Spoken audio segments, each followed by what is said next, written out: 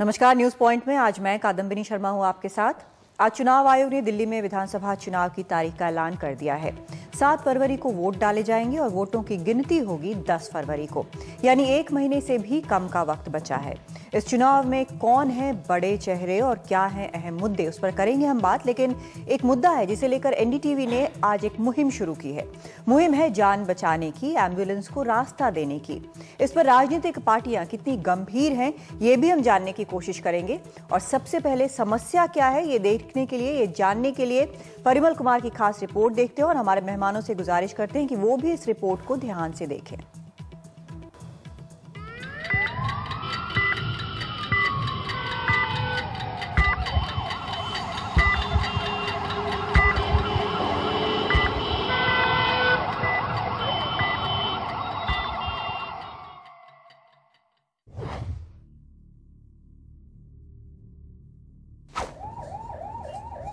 ये ambulance Lal Bahadur Shastri hospital के labour room से एक मरीज को लेकर एलएनजेपी अस्पताल जा रही है। चुनौती वक्त रहते पहुंचने की है, लिहाजा पूरा खेल रफ्तार का है। यहां जान पर पड़ी है, लेकिन इस बाइक वाले को जरा सी जगह मिली नहीं कि ओवरटेक कर गया। और ये बस भी किसी बिल्ली की तरह रास्ता काटते हुए एम्बुलेंस को अपनी जल्दबाजी दिखा गई। कई बार एम्बुलेंस के पीछे गाड़ियां चुंबक की तरह चिपक चलती हैं, ये सोचकर कि जाम में ट्रैफिक की टेंशन खत्म हो जाए। और एम्बुलेंस है कि पहले रेड लाइट के ग्रीन होने का इंतजार करती रही। फिर चली नहीं कि दाएं बाएं से गाड़ियां तीर की तरह निकलने लगी।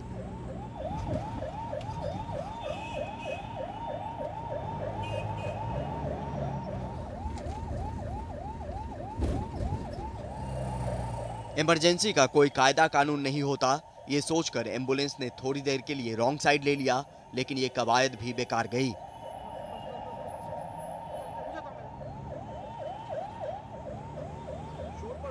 हालांकि ये भी सच नहीं कि हर कोई आगे निकलने की होड़ में होता है। कुछ ने साइड दे दिया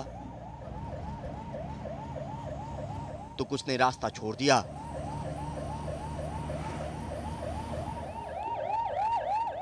लेकिन आगे बढ़े तो लक्ष्मीनगर के पास ठहरी गाड़ियों ने एक बार फिर रफ्तार थाम लिया। यहां से छूटी एम्बुलेंस रफ्तार पकड़ ही रही थी कि एक कार वाला करतब दिखाता सामने से मुंह चिढ़ा गया। ट्रैफिक के लिहाज से सबसे बदनाम चौराहा आईटीओ, जहां सायरन बजता रहा। जिंदगी की कीमती लम्हे यूं ही फिसलते रहे, लेकिन कौन किसकी सुनता है। फिलहाल हम आईटीओ चौक पे हैं, जहां पे आप देख सकते हैं कि ट्रैफिक किस कदर है।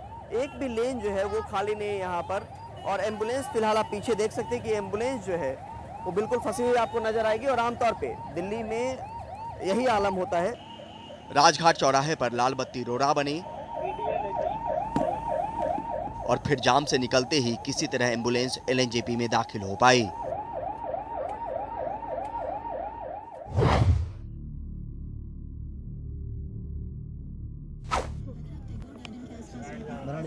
दोपहर का वक्त और पस्त पड़ा ट्रैफिक। जाम में जिंदगी फंसी रही और एम्बुलेंस जूझती रही। हर लेन में गाड़ियों की लंबी कतार, और वो भी एक दूसरे के सिर पर सवार। आप चाहें तो इसे बम्पर टू बम्पर ट्रैफिक कह सकते हैं। ऐसे में कभी दाएं तो कभी बाएं काट कर निकलती एम्बुलेंस। इस हाल में अंदर मौजूद मरीज और उसके घर वालों की हालत का अंदाजा लगाना आसान नहीं है। जिसने इसे समझा वो रास्ता दे दिया और किसी तरह एम्बुलेंस ट्रॉमा सेंटर तक पहुंच गई। नोएडा से आ रही एम्बुलेंस के साथ हम महारानी बाग से चले और एम्स ट्रॉमा सेंटर पहुंचे। हालांकि मरीज के रिश्तेदार से बात नहीं हो पाई। उनके सामने डॉक्टर के पास पहुंचने की चुनौती थी और हमारी प्राथमिकता ट्रैफिक की हालत और सड़कों की हकीकत दिखाने की।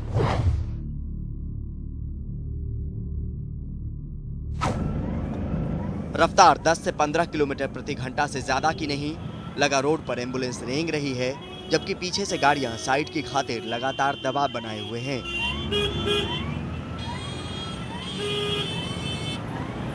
किसी की जान जोखिम में देखकर भी कोई एक पल रुकने को तैयार नहीं। ये ना सिर्फ लोगों की सोच पर सवाल उठाता है, बल्कि ये एहसास भी कराता है कि एम्बुलेंस होने का क्या फायदा अगर वक्त पर इलाज ही ना मिले। नई दिल्ली से कैमरा पर्सन पवन और सहयोगी अवधेश के साथ परिमल कुमार, एनडीटीवी इंडिया। और परिमल कुमार हमारे सहयोगी इस वक्त हमारे साथ मौजूद हैं। परिमल, आपने लगातार इस पर खबरें की हैं और कई खबरें की हैं, एम्बुलेंस को जिस तरह से लोग रास्ता नहीं देते हैं, कितनी मुश्किलें होती हैं। आपका एक्सपीरियंस इस पूरे दौरान में क्या रहा? कितनी गंभीर समस्या है ये? निश्चित तौर पे कादम्बरी, अगर बात करें तो जो सड़क की हकीकत हमने दिखाने की कोशिश की, उसमें मुश्किल से 2 ही 3 लोग मिल पाए जिन्होंने एम्बुलेंस की गंभीरता को समझा हो और उसको साइड दिया हो। जब हम पहले पूर्वी दिल्ली के एक हॉस्पिटल से चले एलएनजेपी की तरफ, तो उसमें भी 2 ही लोग जो थे उन्होंने साइड देने की जहमत उठाई। जब हमने दूसरी खबर की महारानी बाग से एम्स ट्रॉमा सेंटर, उसमें एक आदमी मिला, वो भी एम्बुलेंस वाला मिला जिसने रास्ता देने को तैयार हुआ। और तीसरी खबर में हालत ये थी कि लोग एम्बुलेंस को हॉर्न दे रहे थे, सायरन दे रहे थे कि उनको रास्ता मिल जाए पहले, और एम्बुलेंस उनको साइड दे दी। यानी ये हकीकत जो है वो डराने वाली है वाकई। जब हम आप एम्बुलेंस में होते हैं तो उसकी अहमियत को समझते हैं, लेकिन जब सड़कों पे हम आप गाड़ी चला रहे होते हैं तो ये बिल्कुल सिविक सेंस की बात है, हम उसके सायरन को नज़रअंदाज करते हैं। इनफैक्ट हमने ये भी दिखाने की कोशिश की कि किस तरीके से लोग रास्ता नहीं देते और दूसरी तरफ चेंज करके आगे बढ़ने की कोशिश करते हैं। यानी जो हकीकत है वो कुल मिला के डराने वाली है और एक गंभीर समस्या है, खासतौर पे हमारे और आपके सिविक सेंस को लेकर भी। आप सिविक सेंस की बात कर रहे हैं परिमल, लेकिन ये जानना चाहती हूँ आपसे कि क्या ये जो हरकत होती है, जो आम लोग, हमारे आपके जैसे लोग जो काम करते हैं, क्या वो जानकारी की कमी के कारण है या जानते बूझते इस तरह का व्यवहार होता है? देखिए, ये हर किसी को पता है कि एम्बुलेंस अगर सायरन दे रहा हो या इमरजेंसी व्हीकल अगर सायरन दे रहा हो तो यानी वो जल्दबाजी में है। और ये हम ये नहीं कहते कि सिर्फ जानबूझकर की बात है, लेकिन हाँ, हमने खबर के मकसद हमारा यही है कि किसी तरीके से लोगों को अवेयर हो सके, हम लोगों को बता सके कि ये आप इसको अगर साइड देंगे तो हो सकता है कि ज़िंदगी बच सके। और जो आंकड़े हैं वो भी काफ़ी चौंकाने वाले हैं कि करीब 24 लाख लोग हर साल देश में सडन कार्डियक अरेस्ट से मरते हैं, जिसमें 17 लाख लोग वक्त पे अस्पताल नहीं पहुंच पाते। और अस्पताल अगर नहीं पहुंच पाते हैं तो जो हकीकत हमने दिखाने की कोशिश की है दिल्ली की, कमोबेश वैसी ही हकीकत होती है जिस वजह से उनको देरी का सामना करना पड़ता है। और हमारी कोशिश भी यही है कि लोग कम से कम अवेयर हों, लोग समझें उसकी गंभीरता को और कम से कम ये जहमत उठाएं कि उनको साइड देना सबसे उनकी प्राथमिकता में होना चाहिए। हम ये नहीं कहते कि एक लेन आप छोड़ कर चलें, लेन पर चलें आप दाहिने साइड पे, लेकिन अगर कोई सायरन की आवाज़ इस तरह की सुनाई देती हो तो लेफ्ट लेना जरूर शुरू करें, लेकिन उस तरह की तस्वीर हमें यहाँ पर वाकई नहीं दिख पाई। बहुत शुक्रिया परिमल इस पूरी जानकारी के लिए। अपने मेहमानों से भी इस बारे में हम बात करेंगे कि आखिर कितनी अहमियत देते हैं वो इस अहम मुद्दे को।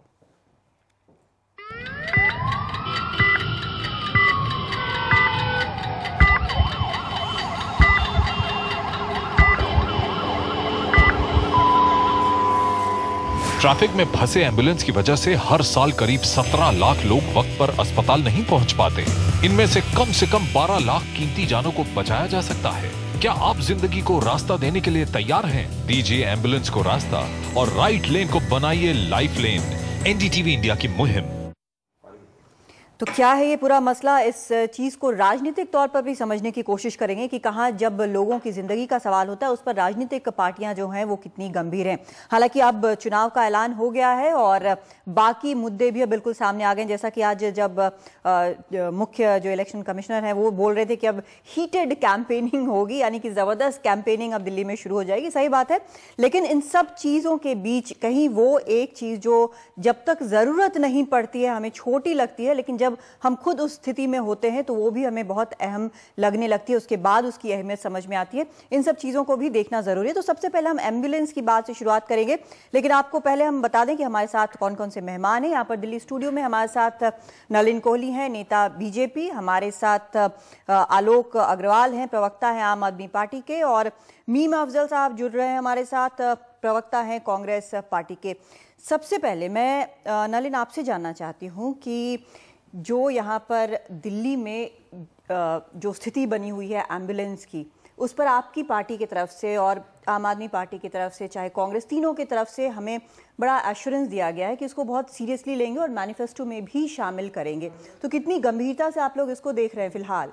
ये विषय तो अपने आप में गंभीर है और जो मेरी जानकारी है शायद हमारे दिल्ली प्रदेश के अध्यक्ष ने भी इस पर कहा है। हाँ, उन्होंने एक चिट्ठी लिखी है एलजी को। इसको बिल्कुल जब लिखी है, ये पीछे चर्चित भी रहा है आपके चैनल के माध्यम से, मैंने न्यूज़पेपर्स में भी पढ़ा क्योंकि ये जेन्युइन प्रॉब्लम है। लोग जो है बीमार पड़ते हैं, एम्बुलेंस पहुंचती है, अस्पताल तक टाइम में नहीं पहुंच पाते, तो काफ़ी टाइम लॉस होता है। तो अब क्योंकि अब चुनावी माहौल है तो उसे ना केवल हम चुनावी दृष्टिकोण से देखें और एक राजनीतिक रूप से कि ये एक प्रॉमिस है क्या है, मुझे लगता है इस पे हम सब की और भारतीय जनता पार्टी की तो कमिटमेंट है ही है, लेकिन सबको, इसमें कोई पॉलिटिकल इशू नहीं है, ये एक अच्छे देश हित में और सिटी के हित में है, लोगों के हित में, तो सबको इसमें कोई राजनीतिक रूप से ना देखे, इसे सामाजिक रूप से देखना ज्यादा उचित है। लेकिन क्या इसको जगह मिलेगी जो मैनिफेस्टो? देखिए, मैनिफेस्टो पे आप इसको एक टेक्निकल पॉइंट से भी समझ लीजिए, हर चीज के अलग अलग हमारे मैकेनिज्म्स हैं। जैसे पार्टी के जो खड़े होंगे चुनाव में प्रत्याशी, उनके लिए सेंट्रल इलेक्शन कमेटी करती है, ऐसे मैनिफेस्टो कमेटी करती है, सुझाव सब लेते हैं, लेकिन किसी कमेटी के लिए ऑफिशियली क्या है ना, मैं कम से कम अपने दायरे में नहीं मानता। ठीक है, आलोक जी आपसे जानना चाहते हैं कि आपके जो प्रवक्ता हैं, आपके जो नेता हैं मनीष सिसोदिया, उन्होंने कहा कि एक स्पेशल मैकेनिज्म इसके लिए तैयार किया जाएगा। निश्चित रूप से मुझे लगता, मेरा मानना है कि एनडीटीवी ने एक बहुत अहम ये मुहिम चलाई है और ये बहुत गंभीर विषय है, क्योंकि थोड़ी देर, कुछ मिनट की देरी किसी का जान ले सकती है। और इसलिए हम लोगों ने पार्टी में डिस्कस किया है और जैसे आपने बताया, मनीष जी ने ये कहा है और हम लोग इस पे पूरा काम कर रहे हैं। और हमारी सरकार बनती है तो निश्चित रूप से ठोस कदम उठाए जाएंगे, जिसमें लोगों में जागृति से लेके कुछ मैकेनिज्म तैयार करनी चाहिए ताकि कम से कम समय में वो मरीज अस्पताल तक पहुँच सके। मीम अफजल साहब, आपसे भी जानना चाहते हैं कि आपकी तरफ से भी एश्योरेंस मिला है, लेकिन कई बार जब सरकारें काफ़ी दिन तक होती हैं और जब वो काम नहीं होता तो ये पूछना लाजिमी है कि आप लोग तो इतने साल सरकार में थे, इसको लेकर कोई कॉन्क्रीट स्टेप क्यों नहीं हुआ? आज भी स्थिति जस के तस है।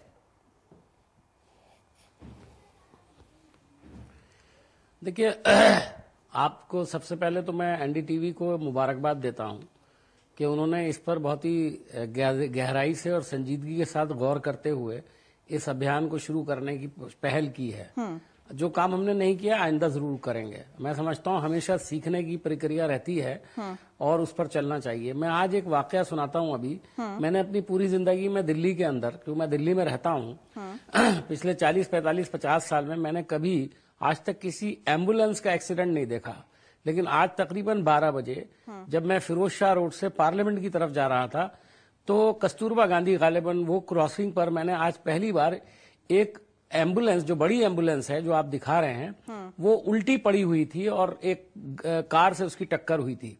ये मैंने पहली बार जिंदगी में देखा है कि किसी एम्बुलेंस का एक्सीडेंट हुआ हो। क्योंकि नॉर्मली एम्बुलेंस चलती है तो उसकी आवाज आती है और लोग थोड़ी बहुत साइड देते हैं। ये बात सही है कि बाज लोग नहीं सुनते हैं, कुछ लोग जल्दी में होते हैं, कोशिश करते हैं या एम्बुलेंस के पीछे अपनी गाड़ी लगा लेते हैं, उससे भी कभी। लेकिन आज मैंने पहली बार देखा तो मैं हैरान हो गया। मुझे नहीं मालूम कि उसमें कोई मरीज था या नहीं था, लेकिन जो पहली बार मैंने ऐसा देखा तो मैं समझता हूँ उसको सामने रखते हुए शायद आपको ये क्लिपिंग दिखानी चाहिए। आज यकीनन कुछ फोटोग्राफर्स भी मैंने वहां देखे खड़े हुए थे।